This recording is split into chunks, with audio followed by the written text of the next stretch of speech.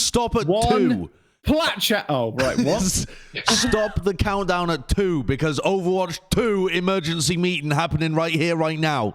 I got the crew together, apart from Matt, obviously, because he knows too much and shares too little. So he is not allowed on episodes like this. He's decided that he can't be on the episodes where we discuss the most popular topics. I mean, is Matt even going to be on the Plat Chat podcast anymore at this point? It's like, guys, I can't discuss anything related to Overwatch 2. It's like, well, Matt, what can you discuss? The weather?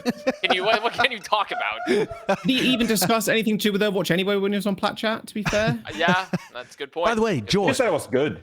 You do be out here looking like a corpse. I don't know exactly what's going on, but your skin tone's extremely grey. Are you doing okay? You eating enough iron in your diet?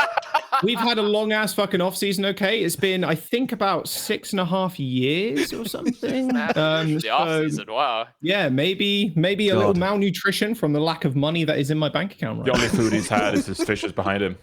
He's had to draw polls or draw straws about the fishes. Who eats first. I posted a tweet saying that it felt like Overwatch 2, the Overwatch community woke up from hibernation. And then I posted that tweet and I was like, actually, it doesn't feel like hibernation. It feels like it's been woken up from a coma. It feels like it just sprung out of bed like Grandpa Joe. Because we've just actually had, 7 months of nothing. Like just Actually, you nothing. know what? This is gonna sound so bad. Wait, that tweet popped off. Yeah, it did pop off. Oh. I swear, I was about to sign the DNR form. I had my signature on the fucking document. What were you saying, Johnny? There was that documentary on Netflix where this guy documents like going through COVID and he just does like ridiculous songs and stuff. No, you haven't watched this. Oh my god, it popped off for like a week when it came out. It's sort of like we've all been stuck inside in COVID again, but we've all been like stuck outside with Overwatch, so we can't go out and enjoy the real world. We can't go out and the things we enjoy about that. So we've just been stuck inside all the time. That's kind of the feeling with Overwatch. Are you talking about Bo Burnham's Inside? Yeah. That's not a document. Well, I mean, I guess it is. Well, sort of, I mean, it's like something a like comedy that. action. Sure, it's I mean, I would Comedy, think of it as a comedy more than a documentary of being indoors. But I was like, what are you talking about? I mean, it was pretty reflective of that time period. So in some essence, it was kind of. I get it. So that was just the Overwatch community. It was alive to some degree. It was just stuck inside for the entire time, and people just went mad on Reddit. Just like started talking about as if Overwatch 2 was out. They started talking about what the hell happened with the Reddit there for a second? They went crazy. Yeah, it was. People nuts. were just joking how like, wouldn't it be funny if we started just posting as if Overwatch 2 was out and just like made random shit up, which I have to admit is actually really funny. It's an extreme version of Stockholm syndrome almost. Just like people going absolutely fucking bonkers because there's nothing stimulating hitting their brains, so they have to divulge on Reddit and pretend things are happening. All right, well, we're going to talk about all things Overwatch 2. Well, the announcements, at least, that we have so far and how they relate to League. But before that, we have a new partner for this episode that we haven't been doing for the team previews so far, but it's, drum roll please, a partner for, literally a drum roll, thank you, motherfuckers. Okay, our partner is NordVPN, so appreciate NordVPN partnering with this episode. We'll just slice out that first word that I said before we got into the partnership, I think. But NordVPN are sponsoring us. If you go to nordvpn.com/platchat, or if you go to their website and order a plan using the code PlatChat, then you get a large discount off the plan that you're purchasing. You get a month free, and you get a special bonus gift. They also have 30 days money-back guarantee, so if you try the product and you don't like it, then you've got 30 days to get a refund on that as well. And I fucking love NordVPN. I use it all the time. It is my VPN of choice, and the reason I enjoy it so much, you can just launch it, single button, connects you to like 30 more different countries. I normally just use the UK because that's what I'm interested in doing because I'm from the UK, but you could use it to go anywhere virtually. And you can use it to get, I don't know, different Netflix stuff or whatever you're interested in. And it's also extremely important if you're interested in security when you're on like public Wi-Fi networks. If you're going around into airports and stuff, having a VPN is going to be very beneficial for your protection online. I will say, as you said, like you change where you are, like virtually. So sometimes I'll just connect to NordVPN and go to Sweden, and I'll just like try to live through my Swedish life once more, and I get all the Swedish ads. I get all the Swedish recommendations. You know, I go back in time to where and I lived in Sweden, and I go through that lifestyle once more. So yeah, it's really helpful in that regard. Pretty epic. What do you connect to Sweden for, though? Because I've never connected. Listen, I'm not a NordVPN tourist. I don't go clicking on all the different countries and seeing what's on there. But why do you Sometimes when I connect can't to afford Sweden? to travel, I just connect to like South Africa, and I like envision that I'm in South Africa. This is extremely sad. Pandemic virtual traveling. You're just scrolling through Netflix VPN. to different countries. That's Try it out. Go to nordvpn.com/Plat Chat and enter the code Plat Chat right now, and you can try virtual traveling. And you There can you make your life a little less sad. Yeah. Be on the lookout for that one. Or a little more sad. Or more sad, depending. Yeah, depending. No, All right. Depending on how you look at it. Let's get into it then. Let's talk Overwatch 2. So, the alpha/beta have both been announced. So, they've given us, a date for the alpha, which is it's already out there into the pro players' hands, and some friends and family kind of stuff going on with Blizzard as well. And then the beta was announced for the end of April. Did they give an exact date on that? I thought it was late. they did, but let's make It sure. just says, I think it's just says late, right? I thought they just said late April. I don't think they So gave a the date. last day of April. Yeah, the last day. Very last day. They also didn't say April of what year. Yeah, 2023. They just- Come Oh my on. God. Joke's on you. Oh. Yeah, they said Overwatch 2 PvP beta begins late April. No year mentioned. Okay, so yeah. Whoops. Have any of you actually managed to sign up? Because every time I click that Yes. opt-in button, it says no, fuck off. I've signed up. Well, it crashed on the first day, and I signed up with 5 of my accounts. So one You of them signed up will with 5 hopefully- accounts. You're the problem. Are you allowed You to? little Because you fuck. just I'm trying to publicly sign up with admit that. one. I have 5 accounts. I have a code for a 6th I've never used. So I mean, Team 4 about to come out and just kneecap you. I think it's dunk been on my somewhere ass, that just ban TOS all my have more than accounts. 3. That's not true. What? Well, it does, you can't have either more than way, 3, we can't. no? I mean, we don't want to send Jaws to the Blizzard Alright. gulag, so Yeah, we don't want to yeah. incriminate him more than he's already incriminated himself. Yeah, it's all right. Well, that's the might be problem. more scenic than a 6-month off season. I don't know, maybe. That might be, maybe. So, where do we want to begin with this? I think, the idea of the beta being late April, to me, aligns with the start of the Overwatch League, right? That makes complete sense. Aaron Keller, I think a good place to begin is that Aaron Keller video. If we can pull up the developer update video and maybe put on the subtitles and just kind of walk through some of the stuff he was talking about, because he starts off by essentially apologizing for just shitty communication with the Overwatch community, which I think was absolutely necessary because people were getting pissed about that. Yeah, Someone especially can since the Remind me, by the way. Sorry, I just want to get a quick reminder before we get down to it. Have they apologized for the communication before? I feel like I've heard this before. Or is this the first time they've apologized about communication? Well, if you remember when they said they were going to release monthly updates about Overwatch 2, I think they Yeah. said at the beginning of that, hey, we're sorry we haven't been able to talk to you guys, but we're going to talk to you a lot more. We're going to Yeah. release monthly updates, and then they released one and it just went dark. Remember when we Yeah, had an that's what I Overwatch was 2 thinking. podcast? We're supposed to document the updates and news. Yeah, so I was go too well. wondering what was going on with that. Okay, now sorry, Jack, go ahead. Yeah, no, I was just saying. I think the apology is warranted, definitely, since the last the big content update was Echo, which was how many months? That's actually how many years ago was Echo at this 2. point? Yeah. Can you just pause the like video that's- as well, please, Kurt? April Can you just 14th, pause the video too? I just want to go April through it 14th, piece by piece. 2020. Yeah, literally, actually, April 14th, yeah. 2020 was 2 Echo. years years, ago. just about. Almost. Yeah, literally just Oh about 2 my years, exactly. god. Yeah. Mad, So isn't it? yeah, warranted. Absolutely warranted for the apology. Yeah, for Yeah. sure. I think it's crazy that they've not. I like half can understand the non-monthly updates. Like Blizzard and the dev team, I can imagine too, has been through a lot of like restructuring and just like a lot of things internally, which you guys have probably discussed on the podcast already, that have been happening with Blizzard over the last couple of years. So like a part of me wants to forgive them for that. Like, okay, fair enough. There's been a lot of shakeups and whatnot, but 2 years since the other hero, and like announcing Overwatch 2 as well, somewhere around that time too. That's just nuts. That is crazy, isn't it? So the reason that I was asking Kurt to post the video was because he goes from apologizing about the communication to actually confirming that, okay, he describes it as, we want Overwatch 2 to be a living game, which I think is fucking hilarious. But we want Overwatch 2 to be alive. Yeah, we want our game to be alive. We don't want a dead game. So that's mostly what we're going for.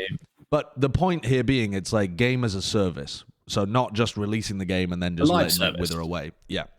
So pushing constant updates, stuff like that. They actually refuse to commit to that model every time that they've talked about Overwatch 2 previously. Everyone assumed that would be the model, but they always dodged committing to it. This, as far as I can remember, is the first time they've actually said they're going to follow the same kind of framework as your like Valorant or Apex or Fortnite, you know, where the game is getting regular content updates constantly and they view it as a service rather than just one big boom. Well, it's also meaningful updates, right? Because I think, you know, no one makes this argument ever, but, you know, if you look at what actually happened with Overwatch, they had those, you know, times in Overwatch 1 where it's like, hey, you know, win 9 quick play games and you can get a new Reaper skin, or, you know, those kind of events. And sometimes they release like deathmatch maps and stuff like that. We're like, oh, well, you know, we're releasing stuff. But like no one really cares about that stuff. What we're looking for is meaningful updates. Like new heroes, I think is the biggest kind of update you can grant the game. And I think we've seen at every hero release, whether it's Echo, Baptiste, all the ones prior, that is when it's like peak active players and like when streamers tune in and start recording streaming Overwatch themselves, because that is, you know, they want to try out the new hero, they want to see how it matches up in ranked, etc. And that's when you see most activity going on. So I think the lack of meaningful updates has been the biggest thing for Overwatch, because, you know, one could make the case that they try to make it a living game. Like at some point you have to update your battle pass model and make it a bigger kind of deal to the game. You can't just have, hey, here's a cool legendary Reaper skin, or, you know, here's some new sprays we got conjured up for you guys. At some point, it has to be more meaningful change. And so I hope they put more resources into that, because I'm not going to expect them to just like, hey, start pumping out, you know, bunch of stuff. At some point, you have to invest in that. You have to hire more developers to actively take care of the community, manage that, tournaments, heroes, maps, everything going on. So I hope there's more meaningful investment into that activity. Well, they need a battle pass first, right? You kind of, the way you phrase that is like, oh, they've already got a battle pass, but they kind of need one first, right? I mean, it's kind of the same thing, you know. Get 9 quick play wins. Is it? You know, yes, like, hey, you know, play 10 games of Valorant. It's like a battle pass where they don't make any money and yeah, no real rewards. Exactly, that's not a battle pass at all. Like you look at Apex. Apex has those like win 9 games or whatever, but it will be you complete challenges. So it's like, oh, today's challenges are get 2 knocks, play 5 games, do 500 damage with SMGs or something, and then you get the stars towards those, like, you know, the play 9 games to get the Reaper skin. It's like that, and it's the same kind of progression bar where they'll have a skin at the end, and you have a few rewards here and there. That's what I equate to the Overwatch version of that, which is the Reaper skin, which is the recent one. And then the Apex also has the battle pass, which is just a regular battle pass. You get to fucking level 100 and 110, you get a special skin for whatever weapon that's you know, fucking weapon of the fucking month. But the battle pass lasts for 2 months. It lines up with the competitive seasons as well. And Overwatch needs that too, because yeah, you're paying for the game and it's not going to be free to play. And it does feel a little bit double dippy also having a paid for battle pass. But I think we've gone past the point where, especially Overwatch, man, like Overwatch has been on sale how many times over the number of fucking years? It's been like $8 for forever, it feels. Like, I think you're allowed to double dip in that sense. And they need that battle pass to kind of keep players playing. Will they implement something like that? I fucking hope so, because it does breathe a whole lot of life. The only issue with that, I think, is that Blizzard, in general, when you look at Overwatch, World of Warcraft, Hearthstone, just like the way the culture appears from the outside, and I think is pretty representative of what it looks is actually like on the inside, is that they want everything to be so finely polished, like to a point where it does take months extra to build up these skins, build up these maps, build up like the lore and everything else behind things, because they want that Blizzard polish, which they've been known for over the last however many years, you know, since they were created.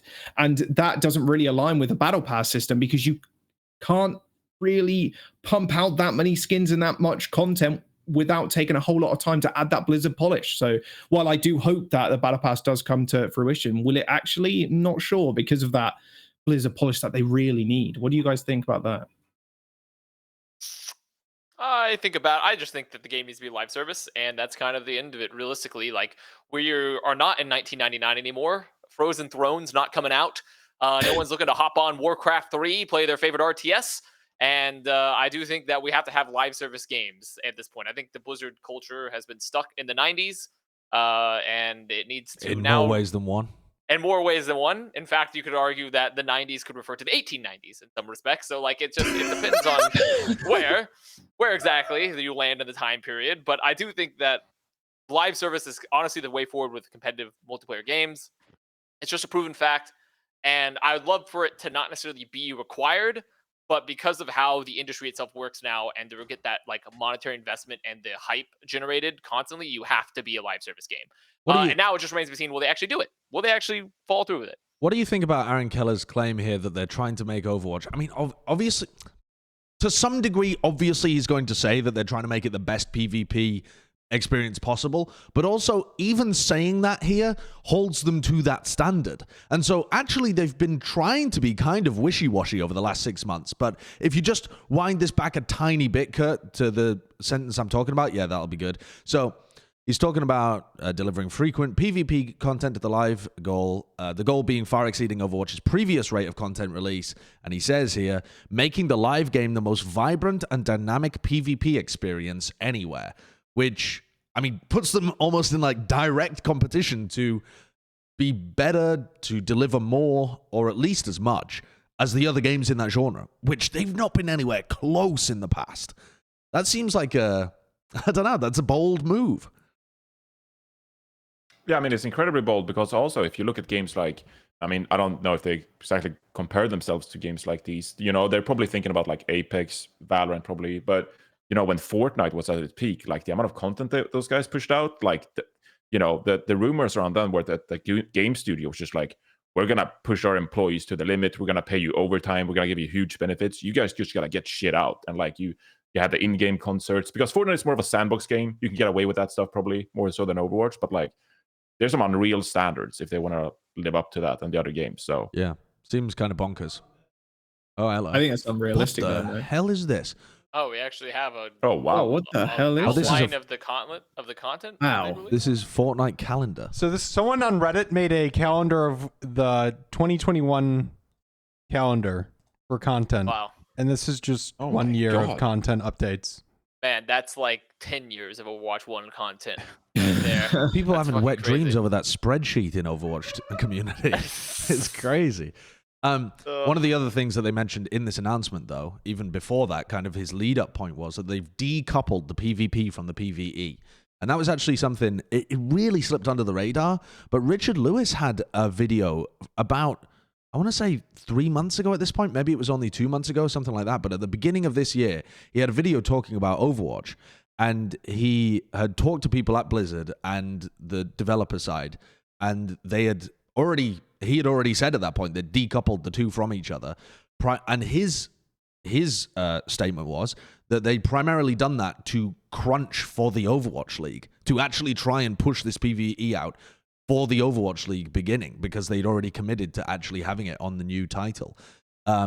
So this, to me, is a weird scenario. I don't think Overwatch League has ever been in that situation before where it's a priority for the developers or has even influenced the way that they think about the game's releases. I guess last year they kind of tried to cycle the patches to the Overwatch League schedule, but the years before you just fucking deal with whatever the dev team did from on high. Puts it in a weird situation for all of the fans who were looking forward to PvE, though. Part of Overwatch 2 being this big sequel is the PvE portion. It's what they hyped up the most at the beginning of the game, this lore aspect, the characters, the storylines, the dynamic ways that the enemy AI would be like moving. It wasn't just like a classic Junkenstein minigame. Do you think there's a subsection of the community perhaps that we're not aware of that are mortified by this news? It feels like there should be, but I haven't seen them anywhere.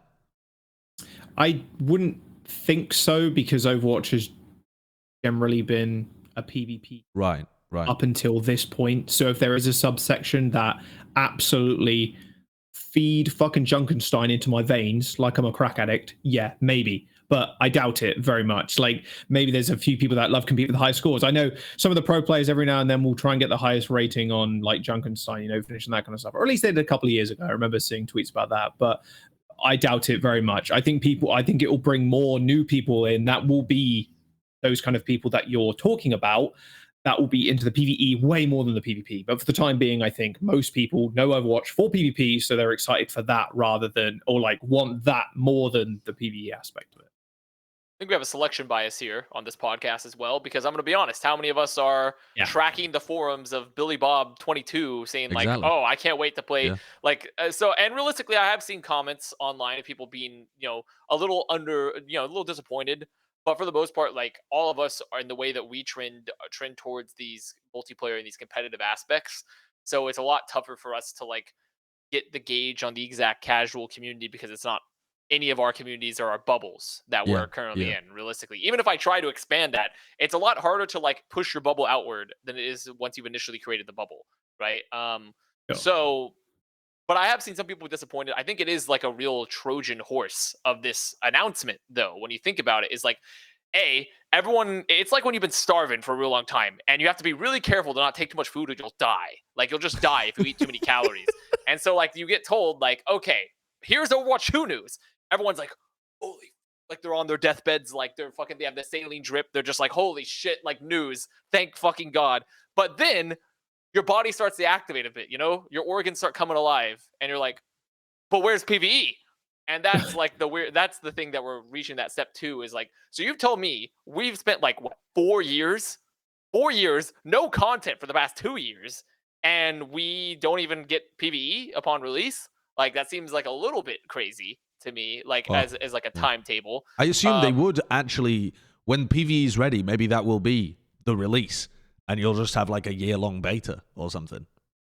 Yeah, that's the thing, but we don't know. But the point being is that it is I think it's a little weird. I think it is a little bit of a shock when you think about, and I know we're going to talk about it more later on, but it is a little bit of a shock when you consider all the time that's happened for recruiting this. Myself personally, I don't give a shit about PvE. I literally don't care. I do not care about PvE. I never did care. That's not what interested me about Overwatch. But I know that there are people that do care, and I also know that's what they part of the promise is they sold on Overwatch 2. Yeah. So I am still a little concerned that it's not initially part of it, but I also still think it was the correct decision from a game point wise to split it, because like, not only do I not care, so I don't care if it's gone, but also we need something. Something has to be out. It just has to be fucking out. And if it requires splitting PvE, then it's the right move at the end of the day. I've been a man on mission during this. I haven't listened to a word you guys said. I actually went to the Overwatch subreddit, not the competitive one, the actual Overwatch subreddit, and I dug through, the comments on the announcement posts. And I'd say it's a minority. They don't get the top comments by any means, but there are a couple of people who are like blaming PvP for delaying PvE, saying the change to 5v5 is taking so long and it's taking up so many resources that they're delaying PvE. And they're very frustrated about that. So there's a small subsection that is disappointed that PvP is getting so much attention and 5v5 is so important and rebalancing. They didn't have to do that, and now we're delaying PvE because of that. So small percent. Yeah.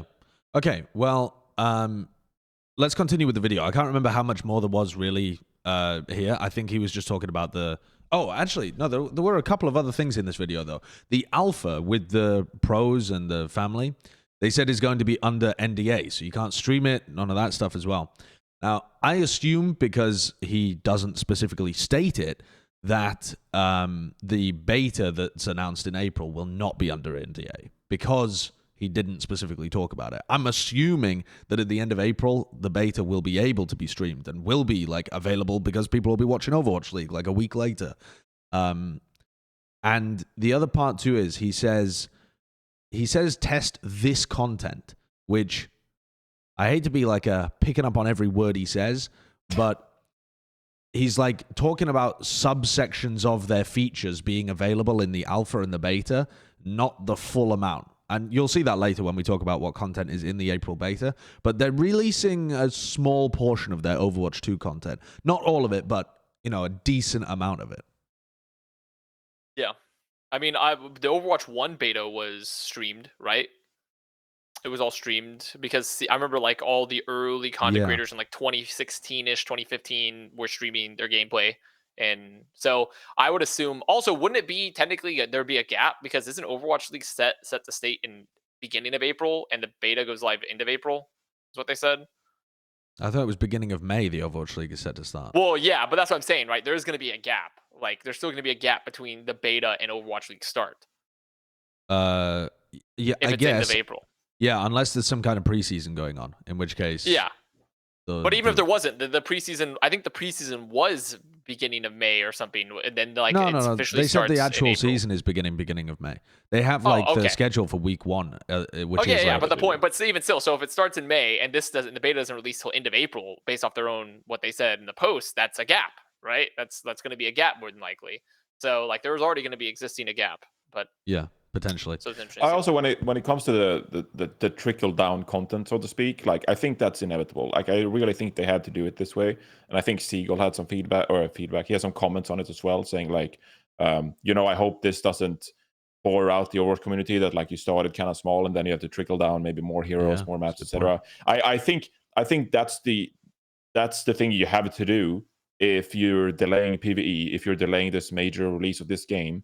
Like you can't just release all the beta content all at once and just be like, yo, have fun with this. Because guess what? In 3 months, people are going to be like, why am I playing this beta? Why am I still putting time into this?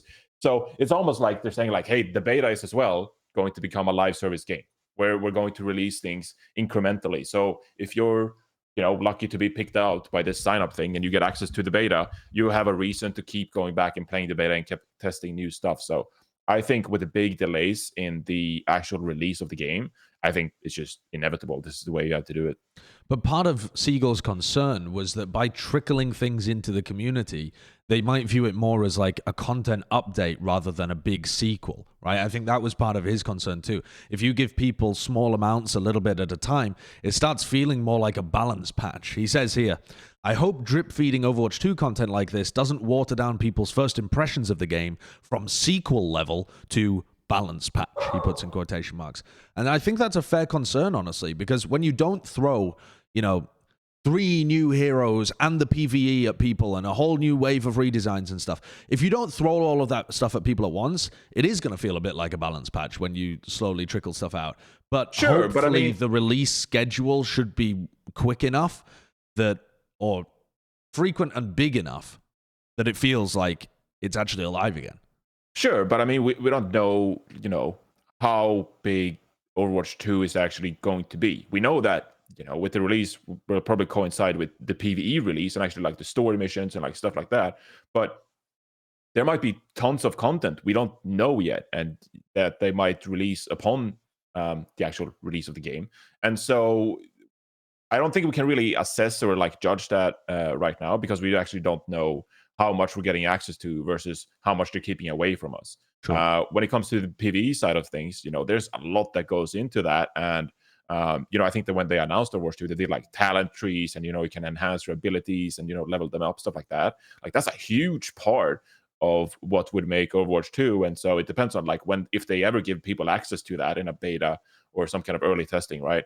And similarly with PvP, like, we'll probably get more heroes, more maps to go with Overwatch 2. But realistically, I have no freaking idea if they have anything planned besides that. So it might just be the case. And this is hopium, by the way. This is hopium. I'm not trying to say that this is happening, but like, hopefully there's actually like more very cool stuff coming out relating to PvP that we don't necessarily have insight to. So based on what we know right now, it might just look like balance patches, and then upon release, we're actually just getting the beta.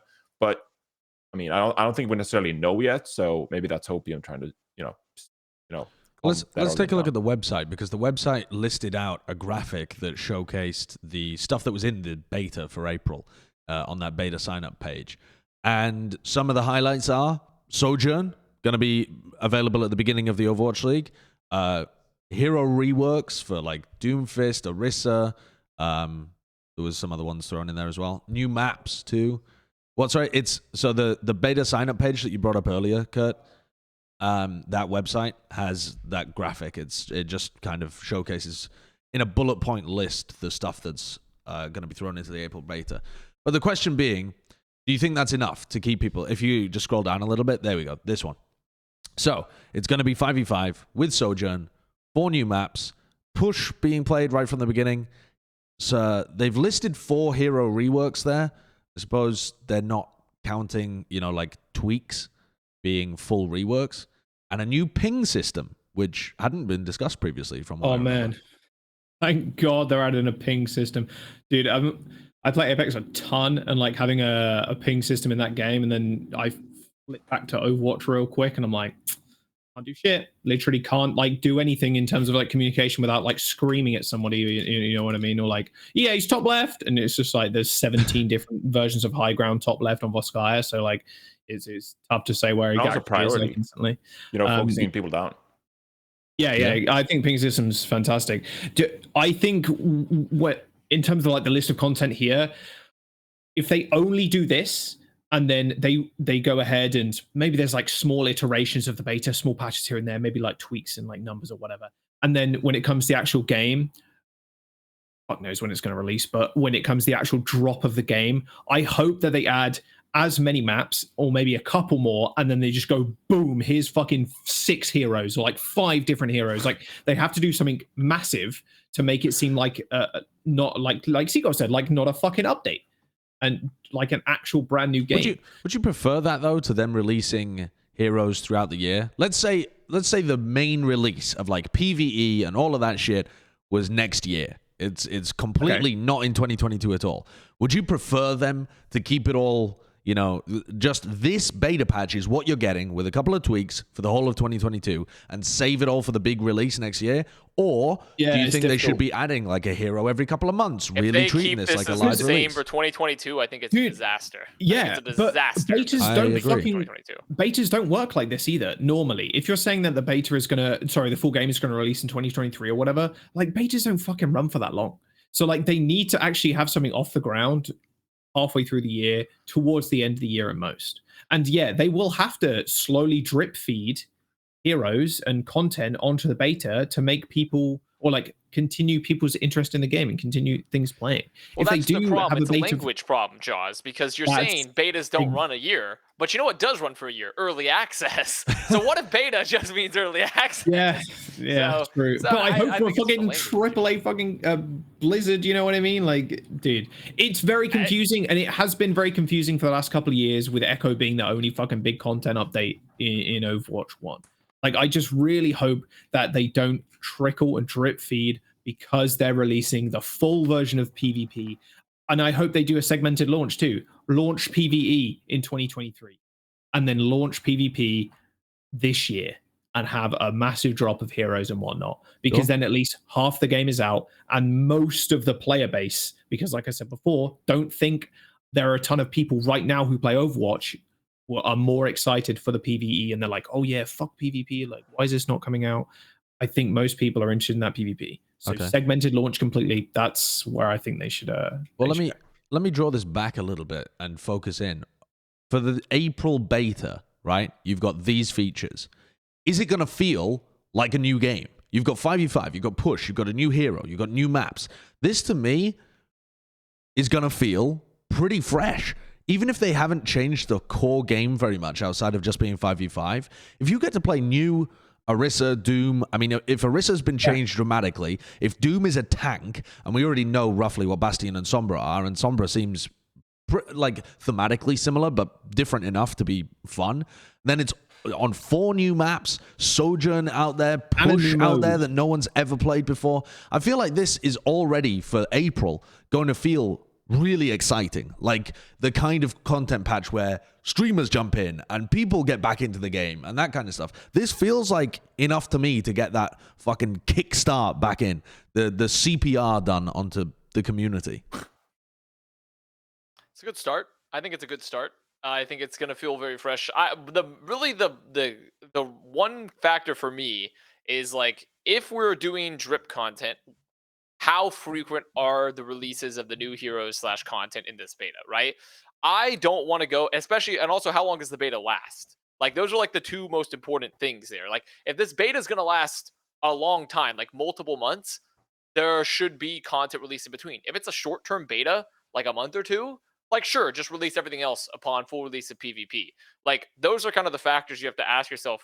Like, what is the proper way to do it? Because that's like if they're gonna be like this beta is gonna last 4 to 5 months or longer. Fuck yeah, you need to be releasing new heroes and new content the entire time. Because even looking at that, like that's gonna be fresh. Is that a big enough shock to be like everyone wants to come back and play and like stay playing? No, you're gonna have to keep releasing new stuff, in my opinion, because I don't think it's not enough to tell me that this isn't just Overwatch 1 plus. Like I need to be seeing like continuous new things, unless the beta is really short and you drop everything at once. Well, let me pitch you this then. Let me pitch you this. So Overwatch League starts off. They've got this content patch. They actually said Aaron Keller. Don't think it was Aaron Keller. Actually, it was in the Overwatch League video. Sean Miller said that the devs are going to be working to push large updates on the Overwatch League schedule again. So they're not going to be throwing in a big content patch for the beta when you're in like the playoffs week or the run up to the mid-season tournament is what he specifically said. But let's say so this is how Overwatch League begins. Then after the mid-season tournament, so I don't know what month that is, but like July, is it? Maybe? No. I don't fucking know. Whatever. July, let's say. Mid-season be Yeah, all fucking of just July. Let's say 2 months in. 2 months in, after the mid-season tournament, they drop another hero, another couple of maps, like some other big content spike. Do you think that works? Because that to me feels fresh enough. Like halfway through the season, you get another big injection. It's like 3 months later. The first level of hype lasts for 2 months probably. People start to dip off. Boom, you hit them with another one. Like that seems like a decent cadence to me. Yeah, I think 2 months. I think 2 months or so, maybe even 1.5. But 2 months or so is a pretty good cadence. I think if it's more than 2 months, you run the risk of it being too stale.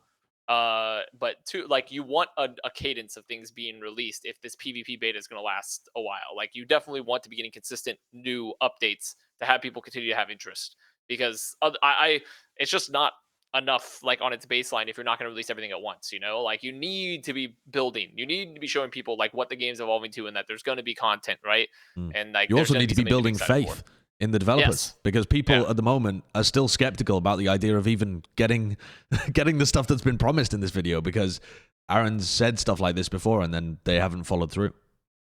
Yeah, also going back to is Overwatch 2 going to be enough to get people going again and really feel like a true sequel? I mean, I question those people as well, asking for like a whole new experience. Like if you look at previous PvP games, like competitive games, whether it's like Dota 1 to Dota 2 or Counter-Strike 1.6 to Counter-Strike Source, like there's only so much you can push the previous game and like reiterate on it and make it a better experience, whether that's like updating the graphics, the sound, the models, the animations, like all of that stuff. There's only so much iteration you can do with that. And content aside, by the way, I know a big missing factor of Overwatch has been content and the content planning and how communicated they've been. But if you just like talk about the raw game and playing the game and enjoying the game, I think Overwatch 2, what they released here, like it's 5v5, you get a new hero, you get some new maps, and then the footage we've seen as well, where there's, the graphics are beautiful, like better than Overwatch 1, which by the way is already unique and pretty glorious, and then the new audio effects as well. I think it's definitely it definitely feels like Overwatch 2, I'd say, and so I'm looking forward to play it. I think that if you look at previous PvP and competitive games, I think this is very justifiably like a sequel to Overwatch 1. So in that vein, I'm very much looking forward to it. Then it's just the issue is, are there going to be enough features? Are there going to be enough things besides the raw gameplay that make up a really fun competitive community and atmosphere around that raw gameplay? Because I think what we're looking for, comparing to other games, is something where like Counter-Strike Source went to Counter-Strike Global Offensive, and like you get so many new systems and Steam Marketplace integrations and loot boxes and like all this stuff. They really reiterated and added features on top of the already existing Counter-Strike game to make it like a game that you could go back to and really enjoy the community part of it. Whereas when they went from Counter-Strike 1.6, which was a fantastic game, and they went to Counter-Strike Source, people just like, well, Source is not what we're looking for, whether that's like how the weapons operate, how the hit models work, the maps, like there's Counter-Strike Source was so messy compared to the raw game of Counter-Strike 1.6, that a lot of that community, they just shunned Source and they were like, we're not going to play this iteration of the game. We don't think it's as fun. We don't think it's as clean, and it's not really what we were hoping for. So I think if you compare Overwatch 2 to other titles, I think we really just hope that Overwatch 2 is an improvement with 5v5, etc., to Overwatch in a very justifiable way, and that people don't go back and look at Overwatch now like, well, this was the glory days, this was the proper game like Overwatch 1 with 6 versus 6, etc. We want to go back to that, because that would be the biggest issue, 5v5 versus 6 versus 6. You know, there is more precedent. I actually really like that, what Johnny said, and there's more precedent for that in gaming history as well. I don't know if any of you played like a ton of Battlefield. I fucking love Battlefield. New one sucks though, unlucky. But Battlefield 3 to Battlefield 4 was like, what the community wanted basically was like, oh my god, why the fuck did you come out with Battlefield 3? It probably won't be that big, but like, why did you come out with Battlefield 3 when we could have had Battlefield 4 all along if you just kind of worked on it? It was like a complete reiteration of the same game, but just with a ton more systems, more maps, better graphics, and just like the game in general just felt nicer, and it's just better, just a better game. It's like, it's Battlefield 3.5 in a way, you know what I mean? And I think there is precedent for that, like Johnny said, with CS Source and stuff going from, CS Source to Global Offensive.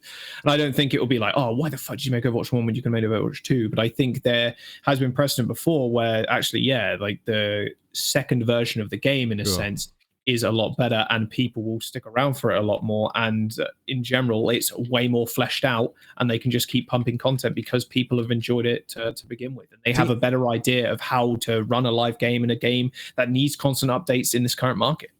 Team 4 are also intelligent dictators in the sense that they will never allow a coup like occurred with 1.6 to CSS, because all of Overwatch 1 players are getting updated to Overwatch 2. There's always violence in dictatorships, isn't there? That was just a metaphor.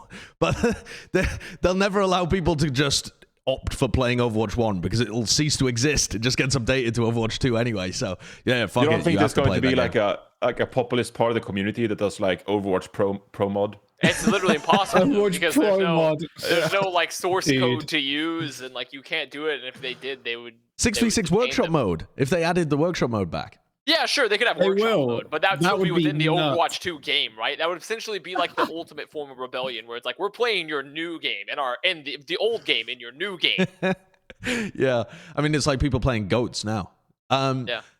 Okay, let's move on to talking about the pro scene a little bit, though, because there are going to be 2 months now. So all of the pro players have access to the alpha. There are 2 months for them to practice before the league begins. And that was discussed a little bit in the Overwatch Leagues video that had Zoe and Matt and Sean Miller talking about it. And Matt had a very funny line, actually, where he was like, I can't remember exactly what he said, but he was like, yeah, the length of time that they have, it's subjective. Some teams probably want more, some teams probably want less. But there you go. I was like, who the fuck wants less than 2 months? Yeah, wait. But is that a funny line? The PR speak. Like what is that even? I don't even know. Is that funny line because he was being funny, or just as funny because Matt? It's funny because it's just a complete PR nonsense. talk. It's just complete PR nonsense. No one wants less time for time on the new game. Anyway, is 2 months enough? What kind of level of play should we come to expect? And if we consider this, compare it perhaps to old Overwatch League seasons, a lot of those seasons, people only had like a month, 2 months of the off season to actually get their team together and practice anyway. So is it functionally different? No, I think it's fine. I think there is a lot of like, I think there are like some legitimate concerns, but generally all the moral like hand wringers, like, oh, the teams only have 2 months. What a joke of a league. It's like, bro, that's how it's worked for like so many different balance patches and like so many different things before. Like that's a completely reasonable amount of time for you to be acquainted with the game. Like, sure, would longer be nicer? Yeah, but like 2 months is a very reasonable amount of time. And when I always laugh at people that are like, this is just unacceptable that they only have 2 months. It's like, this is pretty standard. It's relatively standard. It's it's like I don't think there's anything too crazy about it. So I mean, they could do a 2014 Riot maneuver, and they release the Bruiser and Tank patch for the top lane and just completely destroy World's meta. Like, oh, Jack's gone. Is Jack cut out. Mod check? hello? Oh yeah, you were talking. You started talking too about softly. League of Legends. Yeah, I thought you just didn't want to leak what the you hear me? Yes, yeah, now we can. Okay, that's good. You're in my brain now.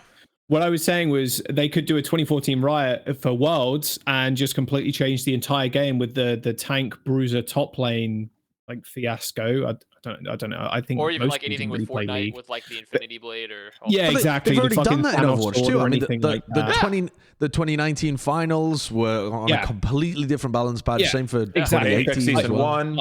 Yeah, I don't think it Apex matters Season 1. to- Piping up.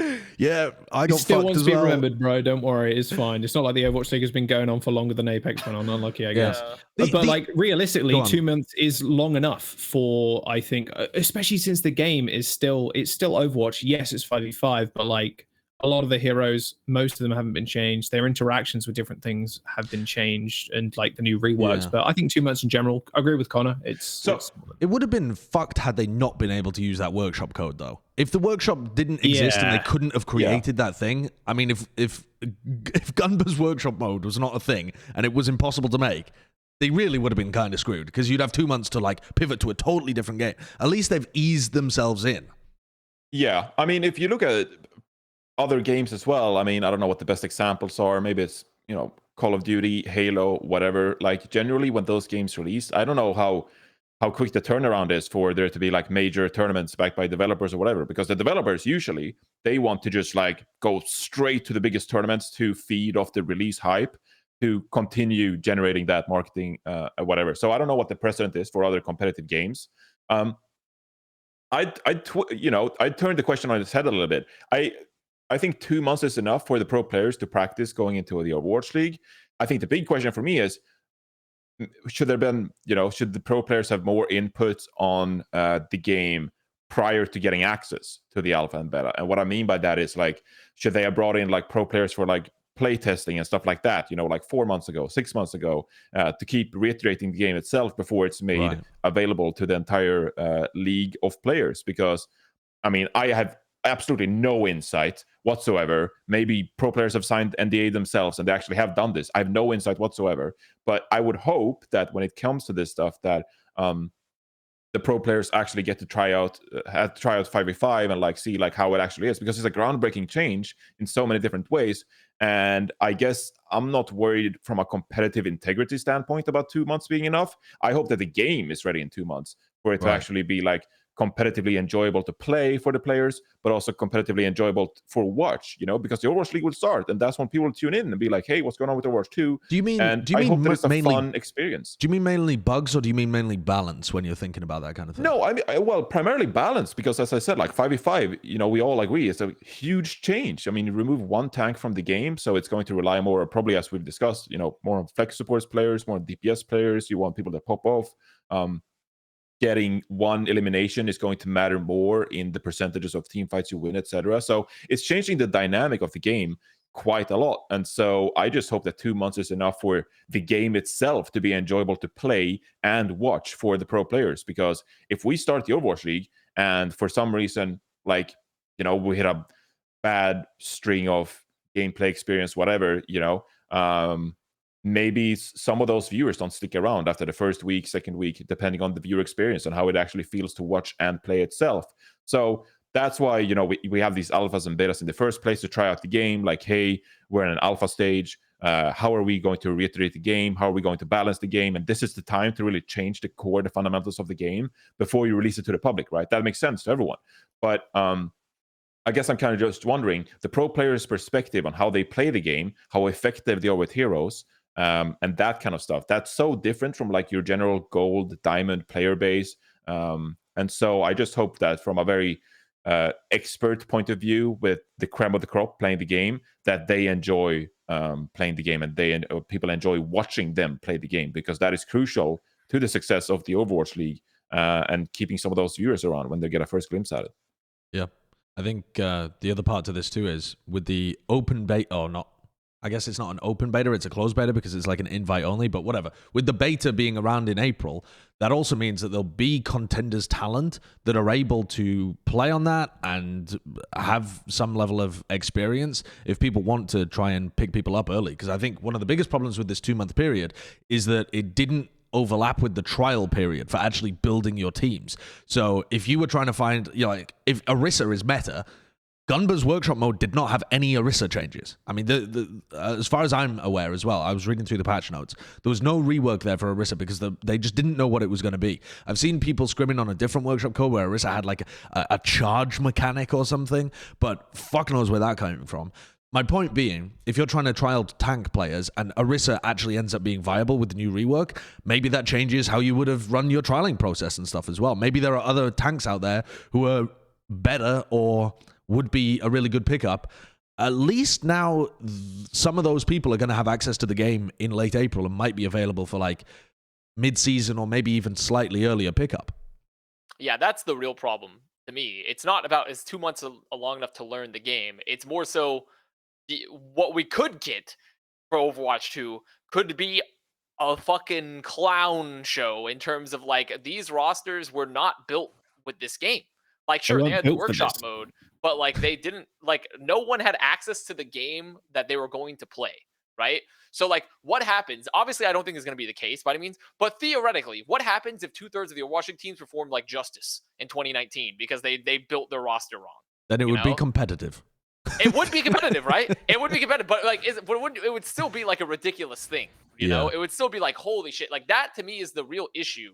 It's never been the issue of like 2 months as like enough time to learn the game. It's like all these multi-million-dollar rosters and organizations have built around a game they had no access to, and now they're like actually seeing like, well, at least for fucking space, like astronauts can simulate it, but you can't simulate Overwatch 2. You have no idea what the game's even going to look like. We don't know what the laws of Overwatch 2 are going to be. We have no like universal constants.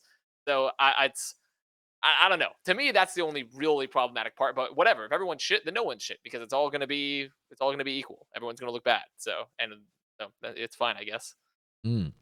One of the big announcements that they made was that there's no hero pools for 2022. They're hoping that just the freshness of the new game, the new hero being added in, the new maps, will keep the balance alive. Similarly to when it was, like when Overwatch 1 was first launched, there was a lot of different variety in what you could play because no one really knew what the best stuff to play was back then. So I think this is a great move. I dislike the idea of hero pools anyway, and I think with the new game, it would have been truly ridiculous. I mean, what happens if they rolled a random hero pool and Sojourn was banned or something? Sojourn banned week 1, yeah, exactly. It would have just been horrendous. Oh, so that would have been funny. I think this is a great move. Will it be missed at all? No, I mean, to everyone's point of view, it makes so much sense to remove hero pool, going into Overwatch 2 with so much content coming out. I just really put this topic here because I wanted to coom after 2 years of complaining about it. Yeah. Holy shit. I've complained about it every step of the way. I've never liked it. I'm so glad it's gone. No more those coaches have to sit up, 18 hours a day and just study the new hero pool coming out 1 week before they actually have to play stuff. I'm thrilled. I'm so elated, guys. This is a huge dub. Huge win. Yeah, and I just wanted to bask in the gloriness of it. If Team 4 continue with their like live game and whatnot, the thing that they want to promote is, we'll make sure we're updating regularly. There will be no need for hero pools anyway, because we'll see what's OP, we'll nerf what's like super OP, and then we'll have a new meta because things will change. Like the only reason why they introduce hero pools because Double Shield fucking sucks to play and sucks to watch, and like Sim May, that kind of bullshit, right? The metas that literally just wanted to make you pull your eyes out because it was just hold left click, boring as fuck.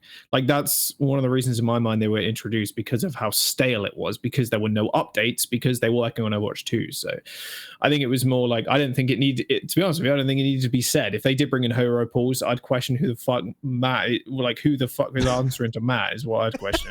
Yeah. Like, you know what I mean? Like, Like, advisors in Matt's ears. Yeah. I mean, yeah, hero pools, exactly. I never explicitly hated hero pools, I'm gonna be honest, but that's because I'm a pragmatist, I'm like, well, we gotta fix something here, like we just gotta fix something. So like I didn't mind them, I didn't really care, I thought it was interesting, but I understood that there were problems with it, and the better solution is that we just release new content.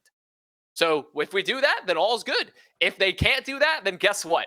I'm going to be first out of the trenches saying give the hero pools back. If they can't release content, then I'm going to be like, fuck it. Like, we got to get them back. Like, it's just got to happen. Like, so hopefully they can stick by their plan and release content, and we don't ever have to think about bringing it back. Some other small points that we haven't got a specific topic for, but I just wanted to bring up in this as well, because it just applies to small changes for 2022. They said the replay view is going to be offline as well, for at least the Ooh. beginning of the 2022 season, because they need to rework that whole process as they head into Overwatch 2. You know, it's not going to be at the top of their priority list when they're building out these new features. So that's a bit of a blow for the 2022 season, I think. There was a lot of cool stuff that was being done with it. It's just a great content creation system for the Overwatch League. I know that Custer was doing a ton of stuff with it too, and I was dabbling with it in previous years. It's unfortunate. Yes. That's it.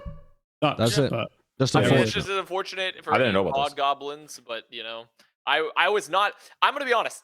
No one should have expected any differently, because remember how long it took us to get replays in Overwatch to begin with, and like I'm just like, if there's anything that's always gonna be axed and kept to last, is gonna be replays. I just knew it was gonna happen. We can't just have our good old like, oh, let's record our point of view source style things. Like it has to be some sort of huge integrated system they built, and like I remember complaining about that in 2018 to Scott Mercer when he was at the Blizzard Arena, and I don't think it was ever going to change when that's like clearly how their priorities as like a dev team. Is that why you got which is fair. blacklisted as talent? That is why I got blacklisted. Yeah, I told Scott Mercer, I was like, Scott Mercer, I want replays, damn it, and he's like, God, there's just like we got to do this whole thing. I was like, no, Scott, like we can't have this, and then they said they would never work with me again.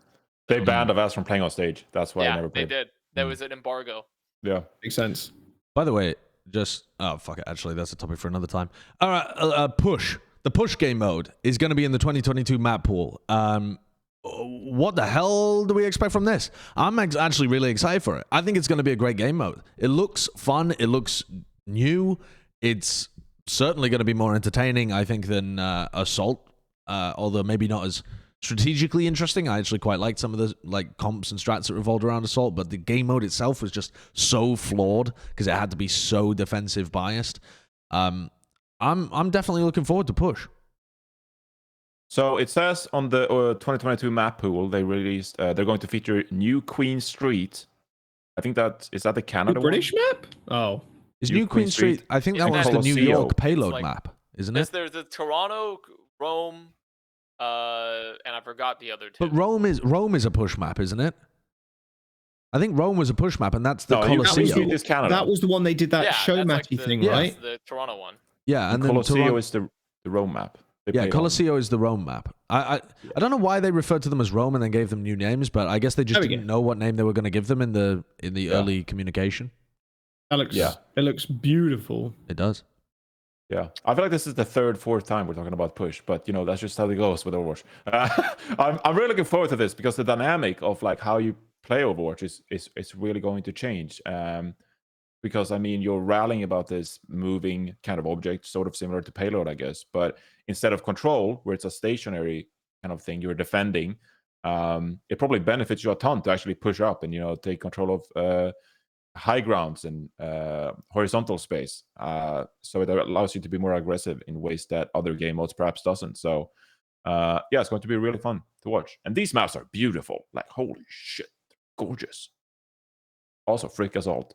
I feel like with push, like it's going to come down to there's definitely going to be set points on the map where your team's like, okay, we lost this fight in the center, for example. Okay, now we hold way back here because it has advantageous high ground and whatnot. And I think that'll be it looks like a mirrored map. Would be surprised if it wasn't.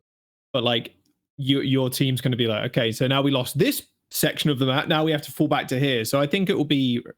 I think it will be not as random as people think it is. No, for any just TF2 because enjoyers, this is just a better version of 5CP. 5CP, yeah, exactly. First of all, that's heresy. That's heresy. Right? I really believe that though, because 5CP struggled from like you never wanted to push too far forwards because if you lost the team fight, then you got the cart like you gave up multiple checkpoints in a row. But because there's a literal time factor involved with pushing this big Bob forwards. What's his name again? It's not Bob.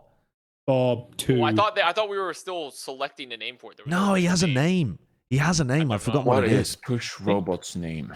I can't remember what it is. And Anyway, there's no because way there's a that's time factor involved. TWO. What, sorry? Two. TWO 2. No fucking way. Is it actually? I don't know. Okay, that is going to be a confusing call out, honestly. Well, I mean, but- I feel like we should just rename him. Bob. Call him Harold or something. Harold. Something like that. better than that. Yeah. If you have a name suggestion, put it in the comments down below, and we'll adopt it and just use it for the entirety of Plat Chat this year. Exactly. There you go. Not just Plat Chat, we'll use it on the official broadcast. Yeah. We'll get, Well, get not Jonathan you. to use You it won't there. be using it. No, I won't be using it, but Matt. we'll try and persuade Matt. and Josh is Jonathan coming back. to- You heard it first. Leaks. Someone cut this bit out. Cut this bit out. I'm actually a tad worried about this game mode. I'm interested to see because like there's no real data to support this yet, obviously. So like it could work out to where all my fears are completely unfounded. It's great, like everything's perfect. I'm worried that like a lot of people have complained in the past. Shocking enough that sometimes Overwatch is a hard game to follow. Sometimes Overwatch is a hard. Yeah. I don't know who's been talking about that one, but I am worried that when you've now designed a game mode where there are no objectives or like choke points anymore. Well, there are choke points still on the map, like naturally, but there's no like set pieces. It's all just continuous fights. Fight for this payload. Obviously, there'll be resets, but it seems like even from the gameplay we've seen with like earlier in 2021, that there aren't really resets because they changed how the spawns work. You kind of could just die whenever, and like you can just work around that. So it's way less punishing than, let's say, like if you're on Assault or something like that. So I'm worried that the flow of the game is going to become a fucking just chaos, just utter fucking bedlam. And there's going to be fights happening like all the time. It's going to be insanely fast paced. That there's not going to be a lot of chances for like people to really catch their breath while watching this, And I think having those breath catching moments is important for the pace of esports games. I think it's going to start like that, but I would be very surprised if it ends like that. If it doesn't evolve, yeah. Yeah, because what Jack is saying about there being natural positions, like, again, I really do think it's going to be so similar to 5CP. You take a mid fight, you fight over the initial fight, you have that mid fight, and then there's going to be like an area that you drop back to, and you wait for the attackers to come to you because you don't want to just spill onto the payload and take a disadvantageous fight because then you're respawning even further back. I think for sure. I think there's going to be. Maybe not at the beginning of the season, but by the end of the season, someone will figure out this game mode. In fact, I think it might end up being a pivotal part of like how a team wins the season is just they're the best on push because they figured something fundamental out about the game mode. Yeah. And I think if that's like something your coach can do is teach you how to play this game mode the best, that could literally win you like a tournament or it could win you the season if people are slow to catch up. Yeah.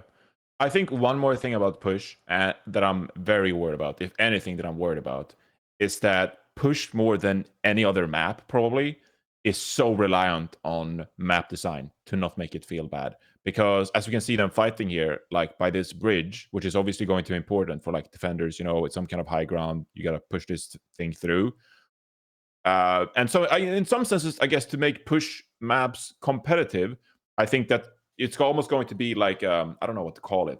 Like, is it concave? Where like in the middle, it's like it goes down in the middle. But the further away you get from the middle, it like favors the high ground of the defenders. Yeah, better for the defenders. And so the worst thing that could happen to some of these push maps is if the defender advantage is just too great on certain parts of the map, and so it becomes a very boring gameplay experience, I suppose, when the players essentially know where they're going to hold and where they'll have to push, and you just go like back and forth all the time because the map design favors one part of the map so much, right? So then that is just 5CP all over again. Is it not? That's what I'm saying. I think this is really going to flow like 5CP. But the big difference being that the ultimate state, I think, is going to influence that back and forth, because even if you did that back and forth completely randomly, right, there are going to be instances where you get, let's imagine this concave setup.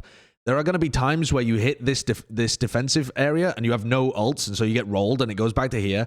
But there's going to be periods of time where you get to here and you have a massive ult advantage, and it's actually enough to get you over the edge. And I think that's going to make like a big difference, is like finding those scenarios where you're on the attack and you also have big ult banks to be able to work with. And maybe you actually don't push that much because you're waiting to take a fight earlier where you can build up ults to then commit.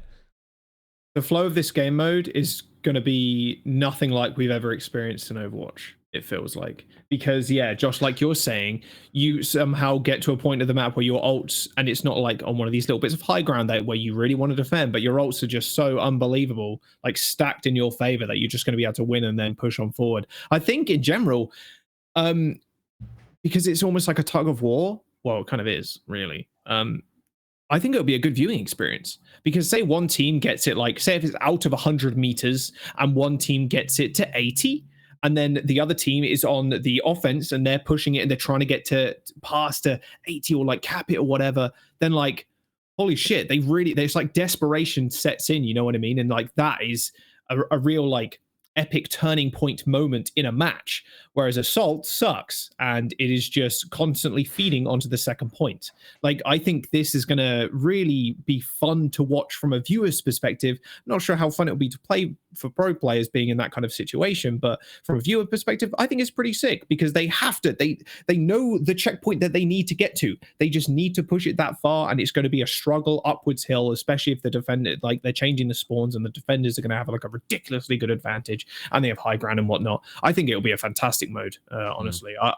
There definitely will be flaws, but again, like you were saying, there's also going to be a turning point in the season where one fucking team figures it out and they're going to be so sick at this game mode, they're going to be winning every single week. Yeah. Nothing else to add myself. I feel like I said, my fear is just off what like chaos we initially saw, but I don't have, and there's no hard data to support it, right? It could work out very well, and like it could be much more structured, and obviously there's a lot of learning to be done before we make any harsh like judgments on the game mode. I think there's a lot of interesting possibilities. Sure.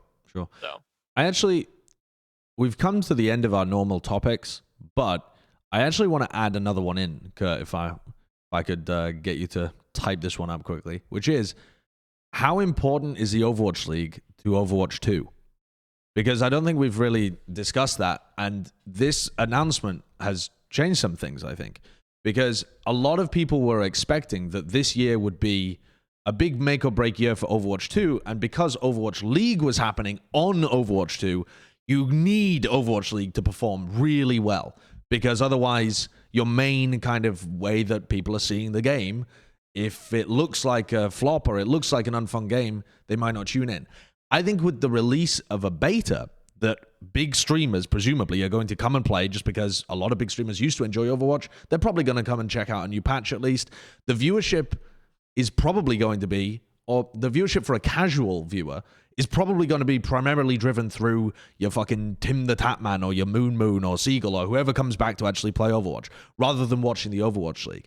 How do you think this dynamic is going to work over the course of 2022? Is it imperative that Overwatch League has an insanely good year? Or is it more about that streamer base and making sure the beta for everybody pops off? I view it as, first of all, we still haven't explained, like, if there's a gap anyways, they might end up doing like a Valorant style rollout to where the viewership of Overwatch League pops the fuck off for like a month. Yeah, could do. But potentially, if there is a gap, or if they choose to do that method. Secondly, I view this year as like, yes, ideally you want to grow, but to me, if the league remains in terms of viewership similar to last year's viewership, but the overall interest of Overwatch and base amount of viewership and like the casual categories and across content go way, way up, I view that as a positive indicator, because like, I think the groundwork, we've essentially many years too late, and like years like too late after it should have happened, and all this other suggestions were shot down. Overwatch League is now integrated enough systems, and like in terms of like, team skins and like trying to do more to promote itself and like changing its format, etc. And also with like realigning the leadership and the people that like how they view the esports arm of it, to where you can more easily integrate like new, like if someone's watching Tim the Tatman and this first new Overwatch 2 stream and they've never seen Overwatch 2 before, and then like there's all this extra integration from Overwatch League elsewhere, there's going to be more casual osmosis of like Overwatch League to casual fans comparatively to when Overwatch 1 first came out and the esports side was starting in Overwatch League, because there was a clear line of church and state between those two before. Yeah, like, it was also only Gosu gamers really going on. It wasn't like Overwatch League was even there. Exactly. But even with Overwatch League, the initial parts of Overwatch League, there was way, way, way less integration, I'd say, between it and the main game. Yeah. Even like, and the amount of like stuff that we've done. So I think the groundwork has been laid to where if the viewership remains about the same, which was still decent, but not good for what we want out of the league and the investment, and the overall growth and interest of the game is really high, then the groundwork is there to actually capture those increased viewers. Before, there was no systems in place at all. There was nothing ever to like integrate those two in the years leading up to this, up until like 2020-ish. And even then, like it's improved since that point. So I think that that would be like an okay result, like a result you could be like, okay, that's positive moving forward if we have really huge interest in the game as a whole and like a moderately stable ecosystem that we can capture viewers with. And a great example, a great thing would just be everything's big, that would just be like the ideal. Yeah, of course. So Yeah, I mean, I think there's a lot of casual Andes out there that just rely on the opinion of their favorite streamer. And so, if you have him the Tatman streaming Overwatch 2 or something, and he's just like, well, quite not my cup of tea, I really liked Overwatch 1, but doesn't, capture me as much. I think we're going to see a large percent of his audience just be like, well, Tim said it was a bad game, so I also think it's a bad game. And so when you add up all the biggest streamers, because that is probably what a marketing department should do for Overwatch 2, is just like, yo, streamers, come play our game and check it out and show this to your viewers. I think it's incredibly important that they have a good initial reaction to the game and enjoy playing it and want to continue playing it, which it goes for every game, but also that they want to actually get good at it, that there's some sense of wanting to improve and get better at it and be competitive in it. Because that is going to, just like how in many other games, there's attraction towards the top players and featuring them on streams. So there's, carrying famous streamers in ranked and, trying to teach them how to play the game. There's always going to be an attraction from streamers of wanting to play with the best players possible, because then they win more, and winning is more fun than losing. And so the integration between Overwatch League and Overwatch 2, I just hope that the competitive systems of Overwatch 2 and the actual gameplay itself promotes getting better and makes you want to improve at the game to a degree that the Overwatch League players, who now are established compared to what you referenced, were in Goosey Gamers, they really weren't. There were no competitive scene, and people didn't really know who was good. They were just like, oh, well, this guy popped off in ranked, so I guess I'll duel with him. He's my new teammate now. Now there's actually, a structure in place to where some streamers, really popular streamers, are going to come into the scene and be like, okay, what are the chances that I can play with Space, or that I can play with Super, who are two of the biggest names in the North American region anyway? And that is in turn going to promote the Overwatch League, because people are like, well, now I want to know more about Space. Now I want to know more about Super, because they've been on my stream with like, I don't know, 100K views or whatever. So I think it's really important to get that connection across. And so that is an emphasis on the competitive systems of the game and the competitive aspects of the game, whereas focusing on like, does it feel good to shoot with McCree, or Cassidy, stuff like that. So I hope the game is more competitively inclined in that way, and that will promote some seamless integration. I guess if you're one of the people in charge of this decision, and you want to run you get a beta drop for watching a stream kind of system, like Valorant did, extraordinarily popular, or at least Call of Duty did as well, by the way, I think. What's right? Call of Duty did as well, I think. With right, yeah, CDL did something like that, yeah. So if you wanted to run a system like that, would you make it so that it's OWL you have to watch, because that's super good for Overwatch League? If you can only get a beta drop by watching OWL, holy mother of God, the viewership is going to pop the fuck off. Or do you make it so that you give it out to OWL and all of the big streamers that ask for it? Which one would you go for if you're in charge? Because one benefits Overwatch League massively, but arguably doesn't benefit the game as much. And one just makes OWL just another broadcast that you can watch, and it's not going to drive viewership there. Do you see what I mean? The fact that there is a beta that other streamers can use now seems to imply that OWL is less important of a marketing tool than it was before, even though a beta is objectively the best thing to have for the game. Which road would you go down if you're in charge of that decision, do you think? This is a very tough question. I do both. Just the second option where you give it to all the streamers and Overwatch League? Well, yeah, but also you can choose to be like, you can obviously it depends on like what sort of position they're going to be in and what their goals are. But like theoretically, for a short time period, you could even be like, okay, streamers, you're going to get access to Overwatch 2 to stream it, but these are going to be your set times you can stream Overwatch 2, and then you just do Overwatch League the rest of the time. And then after a certain amount so of time, you can't stream at the same time as Overwatch League is going on. Yeah, but only for a very short time period. Be like, we're going to give you Overwatch 2 beta access and the keys to inflate your viewership, but this is your time to stream. And then after this date, you're free to stream whenever. Huh. I mean, that hasn't really worked for us in the past. Wasn't there a time where like Overwatch League players couldn't stream during OWL or something? Yes, But the thing is, Overwatch League, but the point is, we're not. But I think it's. I'm just saying that like this is obviously you would market it in such a way where it's not overlapping. You're just doing it. That's like no, I understand. Saying, like, this is your set time. I think that's and you can stream this time. I think that's an interesting idea. I hadn't thought of it at all. It seems quite draconian to me to give the streamers like set times. But the thing is, it wouldn't be. It would just be a very short time period, like when it first comes out, or like for like a very week, for the opening week or something. Yeah, for like the opening week, be like you can stream like this day or these days, like you can stream as much as you want, right? And then just like for these 2 days, there's gonna be a blackout, and then afterwards, you're free to stream as much as you want. Sure. Right? No, I understand that. I think that would be somewhat decent. I think the big problem with that, though, one of the big problems with that, though, is that Overwatch League is only on well, actually, we don't know it's only on YouTube, do we? I don't know whether the YouTube. Yeah, well, I thought the YouTube deal ran until this year. Does it run including this year as well? I thought this was the last year. Right. Okay. Of, like, exclusivity. All right. So Overwatch League is only on YouTube. If you go blackout while Overwatch League is on, the Twitch numbers go from like Overwatch is in the top 5 again to like there's literally no one watching Overwatch. What the fuck is going on? True.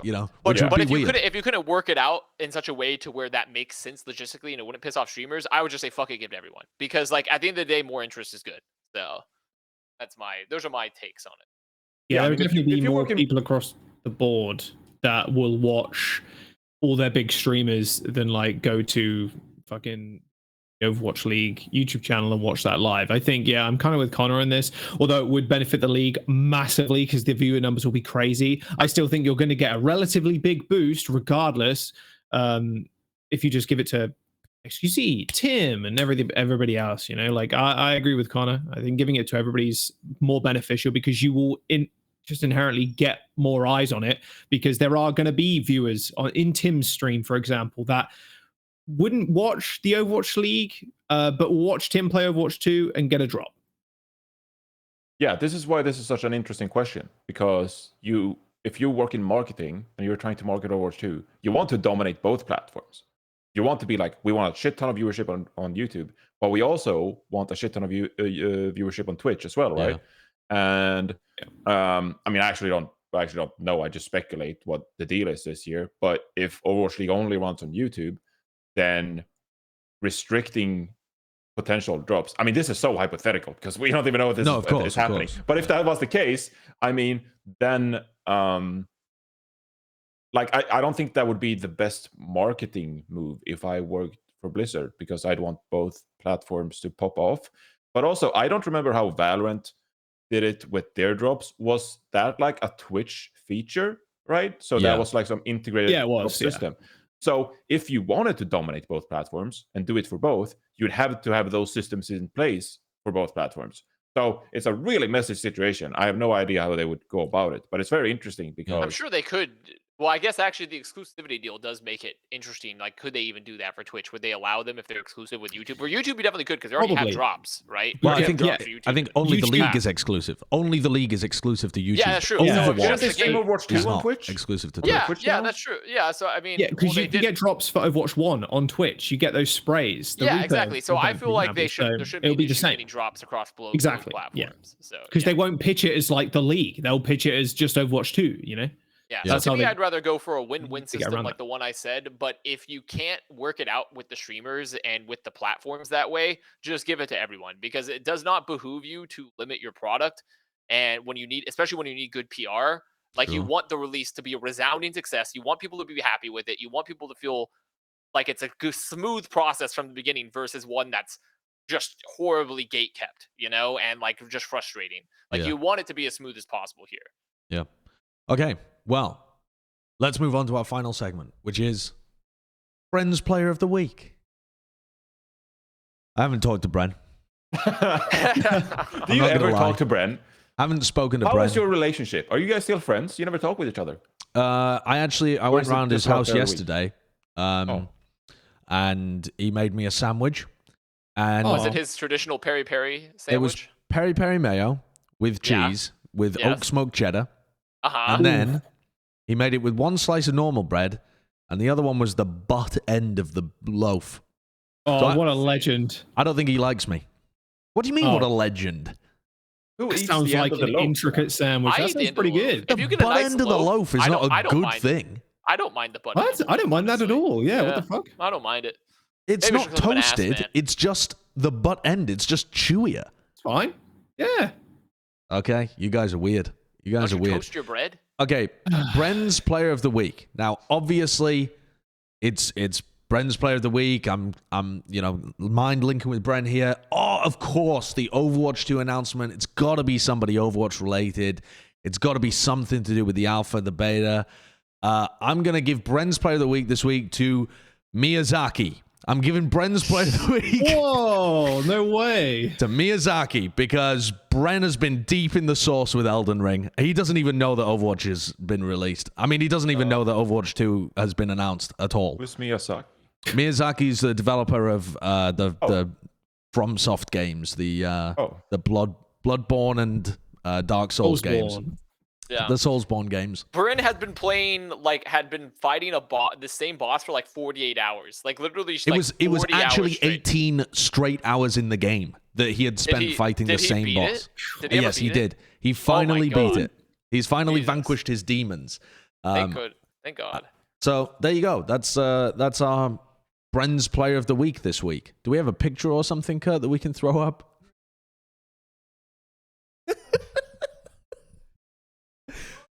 Oh, wow. Look at See, it. Hey, anyone heard of Elden Ring? This is what we're looking for Overwatch 2. I want an open world game for Overwatch 2. I want It's all open world. Overwatch Not League full. to offer me an Accord. Actually, that's sailed. That ship's gone. I want Overwatch. I want Overwatch 2 to be like an open world Spider-Man game, but you're Lucio and you're just wall riding on New York City, and Yeah. that's what you're doing there. I think that would be excellent. I want Yep. when I kill players in PvP, I want to collect their soul. Then I get stronger. That's so grim. That is so grim. Well, all right, there you go. That's our anyway. episode this week as well. A reminder to go and check out NordVPN, and thanks for sponsoring this episode as well. That's nordvpn.com/Plat Chat, or the code was Plat Chat if you go and sign up for that. You can follow our Twitter at the Plat Chat Podcast and subscribe to the YouTube channel as well. If you came here expecting a team preview, don't worry, there are going to be more team previews coming out later this week and following on as well. But this was an emergency episode because it was the first time we'd had any content in 7 months. Of course, we had to do an Emergency episode. on the regularly scheduled day. Emergency episode on a regular scheduled day. Yeah. Kind of. It was emergency in the sense that we butchered our team preview schedule, It was kind of. It was like a semi-emergency.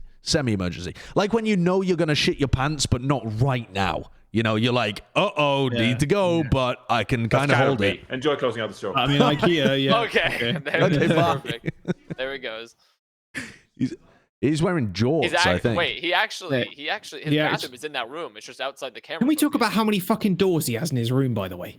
Are there like, more what doors the than fuck wheels is that? in the world? I assume No, there are more wheels because Okay. Lego wheels exist. one of them's the entrance to his room. One of them's the entrance to a bathroom. And those two in the middle are an entrance to a closet, Cupboard, right? I think. Kurt, is the episode done? Too many. We should turn the episode off. Let's Episode keep should be turned going. off.